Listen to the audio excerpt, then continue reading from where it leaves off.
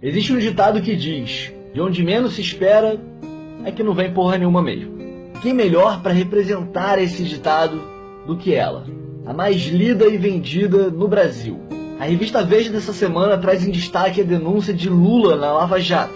Até aí, nada inesperado de quem sobrevive do fetiche de atribuir todas as mazelas sociais do Brasil ao Lula, PT ou qualquer coisa que se chame de esquerdista. Mas na semana em que Lula é denunciado na Lava Jato por lavagem de dinheiro, corrupção passiva, falsidade ideológica, a redação da revista teve arrepios na nuca e apresentou aos seus leitores a notícia na capa da revista. Uma capa que diz muito sobre essa revista e também sobre seus leitores. E mais ainda sobre em que ponto nós estamos nessa tão grave crise política que a gente está vivendo.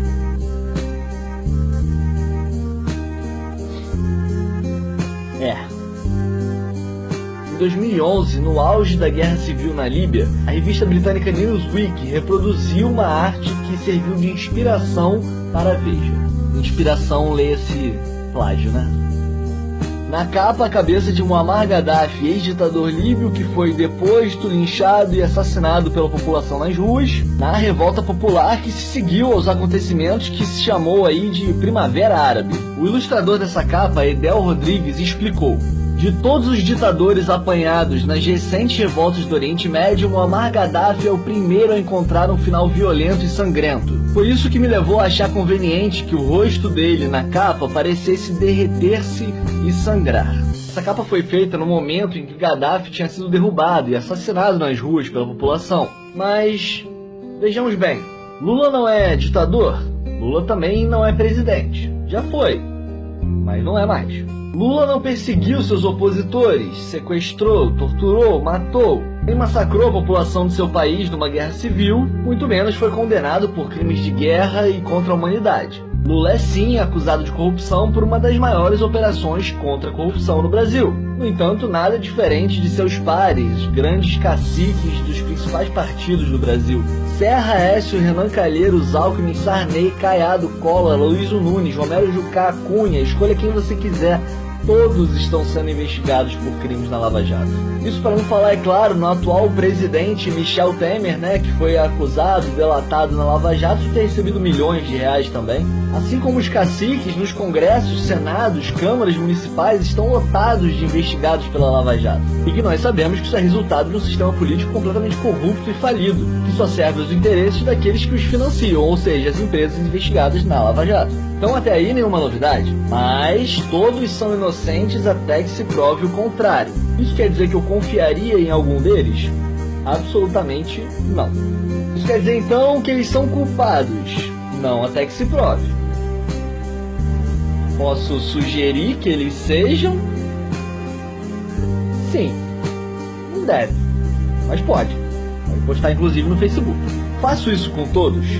Claro que não, né? Todos nós temos nossas preferências e afinidades políticas e, claro, roupa suja se lava dentro de casa. Você não vai ficar postando o tempo todo que o seu amigo está sendo processado.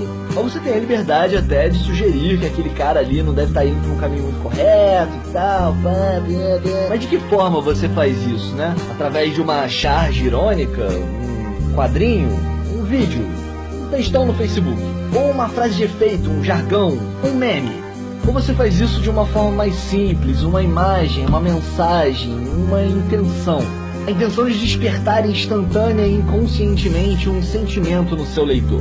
Falando de fundo vermelho, sem letras, sem título, sem chamada. Apenas uma cabeça sangrando.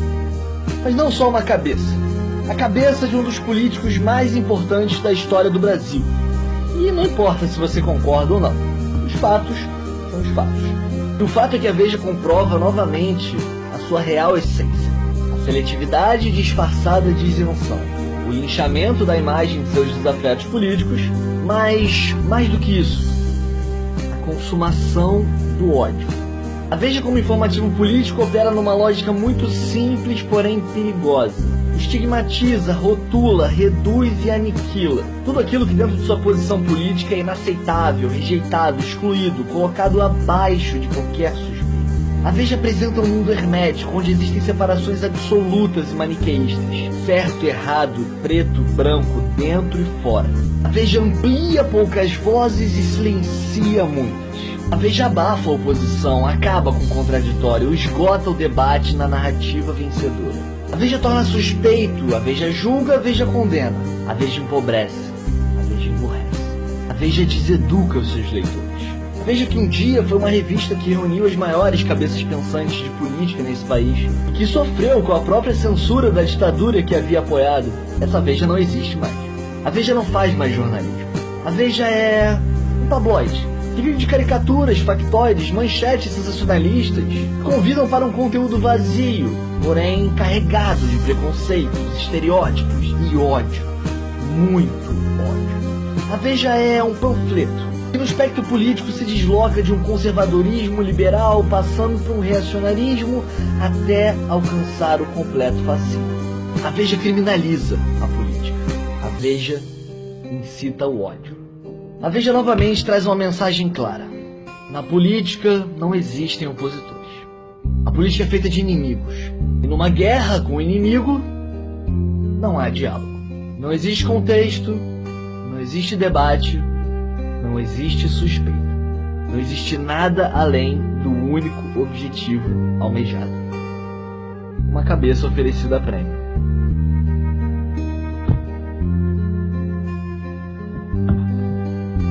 Até quando?